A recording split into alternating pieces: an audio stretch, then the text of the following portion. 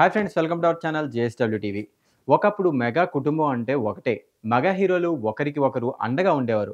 కానీ కాలానుగుణంగా పరిస్థితులు మారిపోయాయి. ముఖ్యంగా అల్లు అర్జున్ తన సొంత ఇమేజ్ కోసం మెగా చిత్ర ఛాయ నుంచి బయటికి రావడానికి ప్రయత్నిస్తున్నట్లుగా స్పష్టంగా కనిపిస్తోంది. ఈ మధ్య కాలంలో ఆయన చిరంజీవి, పవన్ కళ్యాణ్ ప్రస్తావన తగ్గించేశారు. రామ్ చరణ్ గురించి అయితే అస్సలు మాట్లాడడం లేదు. తన అభిమానులను ప్రత్యేకంగా ఆర్మీ అని పిలుస్తూ మెగా ఫ్యామిలీ నుంచి వేరుగా ఉన్నట్టు సంకేతాలు ఇస్తున్నారు. ఈ నేపథ్యంలో గత ఏడాది ఏపీ అసెంబ్లీ ఎన్నికల సమయంలో బన్నీ వైసీపీ అభ్యర్థి శిల్పారవికి ప్రచారం చేయడం మరింత చర్చనీయాంశమైంది. మెగా అభిమానులకు ఇది తీవ్రమైన అసంతృప్తిని కలిగించింది.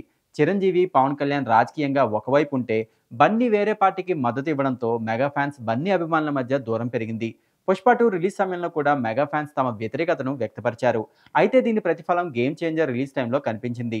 బన్నీ ఫ్యాన్స్ అప్పటికి రెడీగా ఉండి ఆ సినిమాపై నెగిటివిటీ స్ప్రెడ్ చేశారు. రాజమౌళి సినిమాతో మెగా ఫ్యాన్స్ ఇచ్చిన స్థాయిలో గేమ్ చేంజర్ను అందుకోవాల్సిన స్థాయికి చేరుకోలేదు.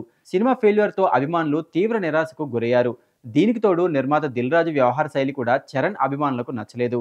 ఆయన సినిమా కలెక్షన్ల గురించి, కాంబినేషన్ క్రేజ్ గురించి చేసిన వ్యాఖ్యలు చరణ్ ఫ్యాన్స్ కి అసంతృప్తిని కలిగించాయి. అయితే ఈ సంఘటనలో ఇంకా ఆగ్రహం పెరిగినట్టయింది.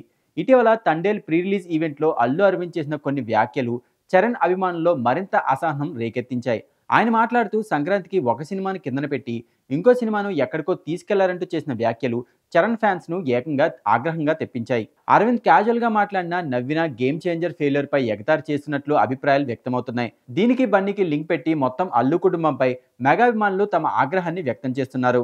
సినిమా రన్, అభిమానుల స్పందన ఎలా ఉన్నా మెగా ఫ్యామిలీలో ప్రస్తుతం సమతుల్యత కోల్పోయినట్లు కనిపిస్తుంది.